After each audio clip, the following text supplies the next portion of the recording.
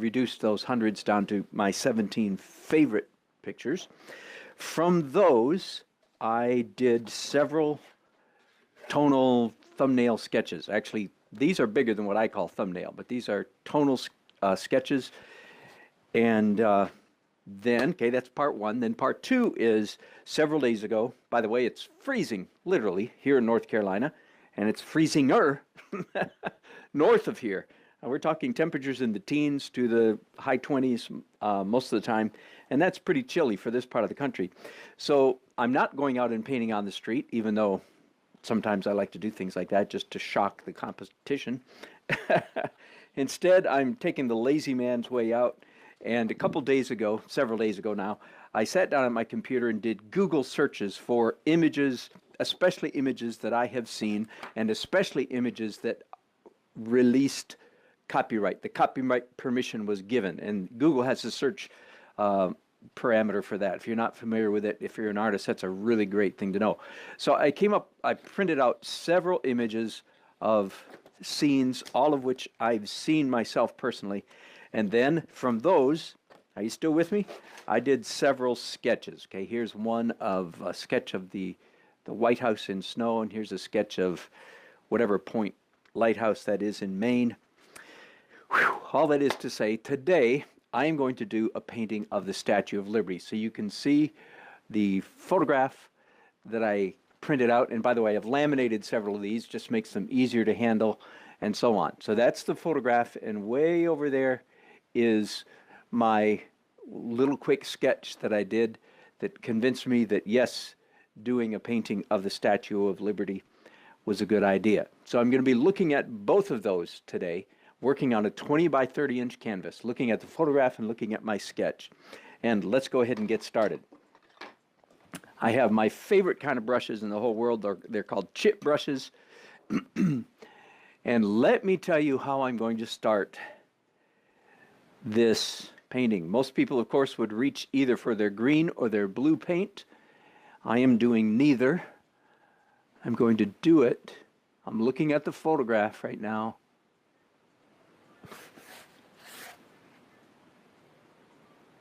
Any more?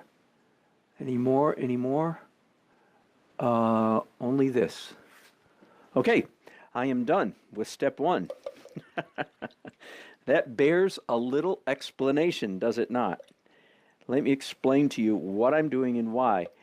All of us artists are on a journey, and you advance on your journey by taking steps.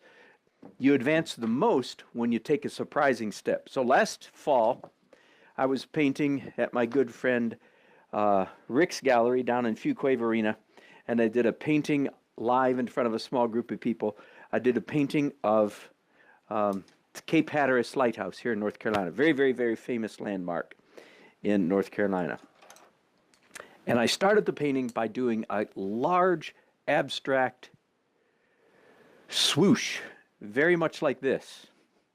I was in a great big hurry. I did a whole painting, like 30 by 40 in an hour and a half or something like that. And that's end of that detail. I went back and saw the painting like long enough, you know, it couldn't have been last fall. It must have been last spring or summer then that I did this. Anyway, it was several months went by, and I went back and looked at the painting again, and it rocked me back on my heels. I went, whoa, who did that fine painting? Have you ever had that feeling? I hope you've had that feeling as an artist. I was saying the other day, progressing as an artist is a matter of little bits of criticism and discouragement surrounded by huge bits of attaboy, way to go, did a great job, man, I'm awesome, way to go, I'm amazing, okay? And if you don't have that ratio in your art career, then you're probably not progressing as fast as you should or could. Now, let me say it again. Little bits of, oh man, I could have done that better, interspersed by huge bits of, wow, I'm amazing. And if you don't have, you have many, I say this because so many artists have it the other way around. They do very little bits of encouragement, and their inner self-talk is very negative. And that is not the way to grow as an artist. You need to encourage yourself a lot. Anyway, so I saw this painting of the lighthouse that I hadn't seen for several months, and the way you go, I'd forgotten about it. When I saw it, I said, "Whoa, that is amazing!" And the part of the painting that was so amazing to me was this. When I started the lighthouse is a very boring shape, right? Eek! That's it. So because of that, I did this very much like this. I did a dramatic swoosh through the sky, and at the finished painting, that swoosh was still showing. And so I decided that that was a very fine way to begin a painting. So for the last several months then, I haven't done it in every painting, but in many of my paintings, I've done this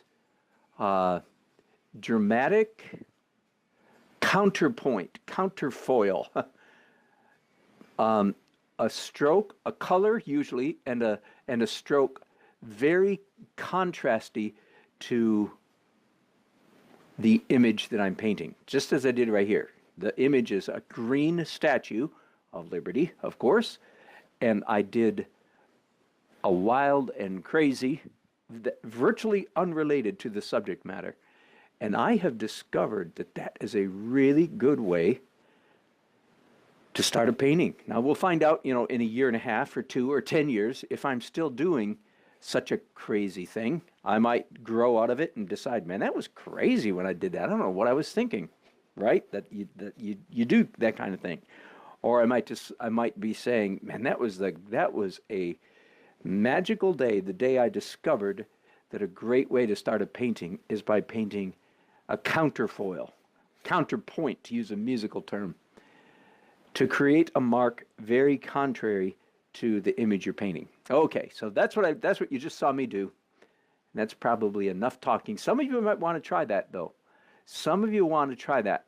I get a kick out of when people come up to and look at one of my paintings when I'm, 80, 90% finished, and they say, "Huh, did you start with a sketch?" And you and I both laugh, don't we?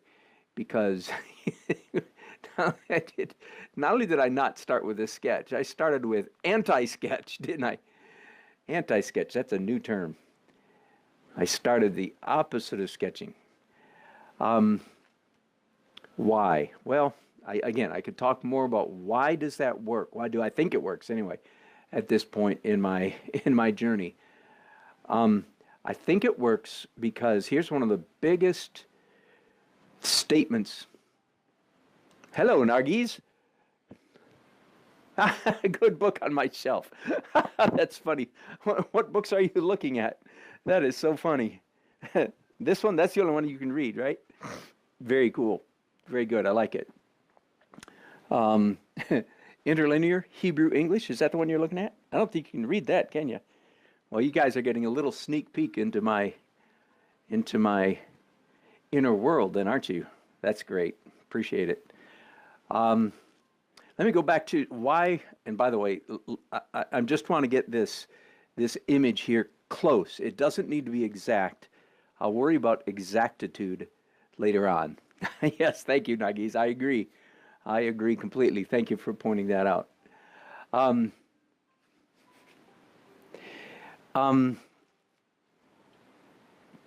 When we do paintings, we are doing paintings. We're not painting pictures. I usually like to mispronounce the word, and I call it pictures to make the point. We're not painting pretty pictures. We're painting paintings. So part of the reason for me doing this abstract swoosh, besides just adding fun energy to the canvas, is to sort of trick myself to make sure I'm not into party picture mode. Does that make sense? I don't want to slip into painting pretty. Now here's the funny thing about that. The other day when I was sitting down at my computer looking for images to paint, I was actually looking for pretty pictures, like the Statue of Liberty, right?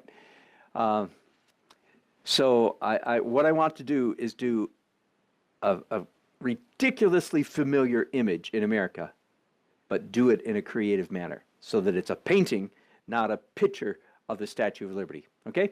I'm going to take a little break right here and hit this with a blow dryer, and I'll be back in just a few minutes. And by the way, I've learned a few lessons here in the last few days. Don't send too many broadcasts. So this is everything I do today is going to be one long broadcast. So if you go back and watch it later, I think then people won't be getting a whole bunch of notifications, which has been a problem. Okay, I'll be back in a little bit. Chet, we have a question higher up. What is the question, Chet? Well, I'm hanging up right now. Do you mind joining me in just a few minutes? I'll be back and I'll get your question then, or leave it in the comment section. Welcome back. So I took just a minute to hit this with a blow dryer. Good, Chet. Hit me with that question if you're still there. Okay, now the first thing I did was this crazy orange image that is completely contrasting to the Statue of Liberty image. Now I'm going to come back with some local color. That's a crazy thing. That's what artists call it, realistic color. For some reason, they call it local color because they have to be fun, weird about things. So here's my Statue of Liberty, right? Now it's starting to look like it, like all over the place, isn't it? That was supposed to be a joke.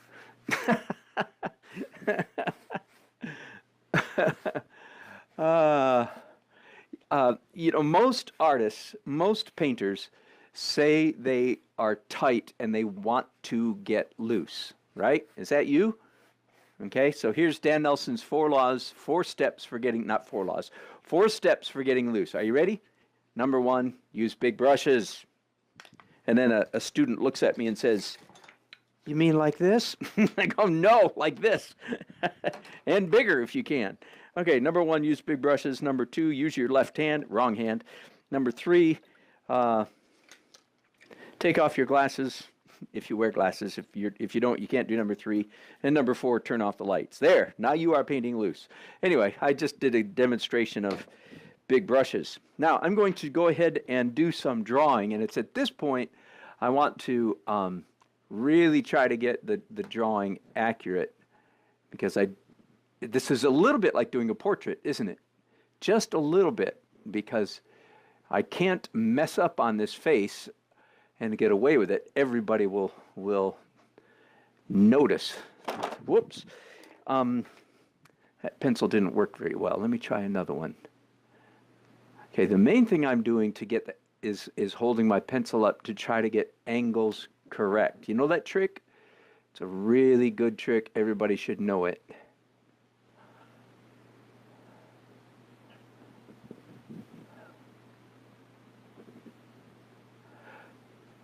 Now, I don't have to be perfect on this drawing, but I would like, again, simply because it's like a portrait, it's a little bit more important than when I'm just doing an oak tree. This has to be accurate. It has to look like a face. It has to look like the Statue of Liberty face, right? By the way, of course, there are hundreds, probably thousands of photographs of the Statue of Liberty online. But I had in mind pretty much the kind of image I was looking for. I wanted a close-up. I wanted a dramatic up angle, and certainly that is what I have found here. Chet, Mark Toomey wants to know if you have advice on going to finished paintings. Oh, man, yes. Thank you, Chet. Thanks for translating or for passing that on to me. Yes, Mark and everybody. The old question, when is a painting finished, right? There are a lot of funny answers to that question. There's a lot of jokes. Like, how many people does it take to do a painting? 2, 1 to paint, 1 to shoot him when way before he thinks he's done. The philosophical, if you will, answer to that question is, when is a painting finished? The answer is almost always before the artist thinks it's finished. I've got a lot more to say, so hang in there with me. Let me tell you about my painters group. We call it Painters Forum. Some of us here in Raleigh, North Carolina, had been meeting together on a monthly basis for 10 years. And we have great, delightful friendships, and we're all growing as artists, so that's a good thing. Let me zoom in a little bit here so you don't have to see me quite so much. And here's a pattern that we all have witnessed repeatedly in the in our monthly gathering. One person will put up a painting and they'll say something like, "Well, I'm not finished with this part over here." And all the other artists in the room, this happens so many times, it's like proverbial. It's a joke. All the other artists in the room will say, "No, no, no, don't touch that. It's perfect." And the artist whose painting it is kind of looks kind of shocked and dumbfounded for a few seconds and goes, "Oh, okay." And then that artist will sit down. Are you with me? So artist number one, everybody said, "No, don't touch it." So then when they're done, they'll sit down. Then artist number two, artist B, will get up. And artist number two will say, "Well, I'm all finished here, but I'm not done with this part." And everybody in the room, including artist A, who just had this said to him or her, will say, "No, no." So here's the one of the guidelines. Turns out we are all more willing, we artists, we're all more willing for the other guy to finish loose than we are willing to finish loose ourselves. In other words, we are not comfortable leaving our stuff in a state of what we feel like is unfinished. But when we look at somebody else's artwork, we easily see that they should leave this or that or thus and so alone. So that's one answer to the question. Another answer to the question, when is a painting finished, is way before you think it is. Again, I've repeated myself, but that's kind of a philosophical and a very practical. Okay, now, let me get a little bit more specific. When you're like me, very good. When you're painting the way I am, in layer, layer, layer, step 1, 2, 3, I have, as you know, if you follow me, I have a number of steps. Like I know that there's going to be at least 12 distinct, maybe as many as 15 or 16 distinct layers of paint on this canvas before I'm finished. So when is a painting finished? Well, one way to answer it is when I finish all 12 layers, all 12 stages, all 12 steps. But if that sounds like I've just made it easier for myself, the answer is no. Because all I've done is break down the question, when is a painting finished, into 12 questions. When is this stage, this phase finished? And I will tell you that the same principle still holds. In my case, each step of the painting is probably finished a little bit before I think it is. Now, I am clawing my way. I'm fighting tooth and nail, trying to get myself mature to the point that I'm willing to let each layer stop a little before I think it is. Because all of us have, well, almost everybody I know, all of us have the tendency to do too much. So there's not the whole answer, but there's a big part of the answer. If you're a human being and an artist, you probably tend to take your painting too far. And if you do like me and you paint in several steps, you probably take each step a little bit too far. So that's just a warning tale, right? We all take it too far. By the way, if you could, I know you could see what I'm doing here. This is a good time. Do you see how this is one of the spikes coming off her head, right? And you can see that I drew it here with my brush a few minutes ago, and just now I redrew it and I moved it. Now, I want you, if you haven't been with me long, I want you to understand that not only is, so this could be, let's technically call this a mistake, okay? Because it's not in the right place. Let's call it a mistake. I like to say to my students all the time, "Hello from Brazil. Canal, very good. Thank you for joining us." I like to say, when I say that's a mistake, witness my distress. In other words, I don't have any distress. Because that's right, BJ. You're exactly right. If you have somebody else in the room telling you to quit, that is a great advantage. So when I make a mistake, quote unquote, it turns out that all of the erroneous lines, let me zoom in here real close so you can see what I'm talking about. Like, this line is a mistake. At least I think it is, because I came back later and said, no, I think that spike off her head is supposed to be down here. So what do I do with those lines now? The answer is those errors, air quotes here, those mistakes actually make the painting better. Good, Gemma.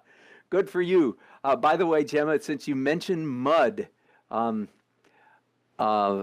it's a good idea if you know what causes mud. And forgive me for sounding a little self something here for a second, but I exactly, happy accidents. I have a video right here on YouTube. Look up Dan Nelson Mud. That's all you need to remember. Dan Nelson Mud, and it's about a 10 or 11-minute video where I describe, I think I think accurately, what mud is and where it comes from. It has to do with the misuse or abuse of has to do with the misuse of opacity. That's all I'm going to say about that. So anyway, yes, many people, you're not alone when if you work your paintings into mud. Of course, that's to err is human. To paint mud is human. Oh yeah, no. I make many mistakes. Thank you, thank you. You're just being flattering now. I make lots of mistakes, but yes, they're happy accidents. By the way, that quote from Bob Ross. I'm assuming whoever said that knows you're quoting Bob Ross. That is, in fact, I believe that is Bob Ross's greatest contribution to the world of painting. If he was a good painter, nobody knows it because he didn't do good painting on TV. Although I loved his TV show, but he said happy little accidents, and that is a brilliant description of good painting. So he probably was a good painter. I hope you know what I mean when I say he just didn't do it on TV. He was too busy making a great TV show, which I liked just as much as everybody else. Everybody should know all the tricks that Bob Ross did with his brushes. You just shouldn't do them.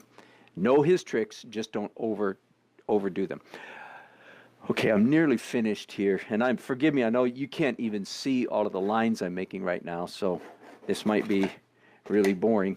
I'm sorry about that if it is, but I'm just about to take a little break again and be back in a few minutes with layer number 3. Wait, let me put Kate before I go. I hope you can see this. I want you to see that orange with green on top of it. I have no idea what color that is, but it is gorgeous. I just hope I'm smart enough. I hope I'm smart enough to let some of this show through in the final painting. Yes, Bob Ross is like meditation. That's exactly right. He was. Okay, quick little break here, and I'll be back again in a few minutes. Thanks so much for watching, and we'll continue.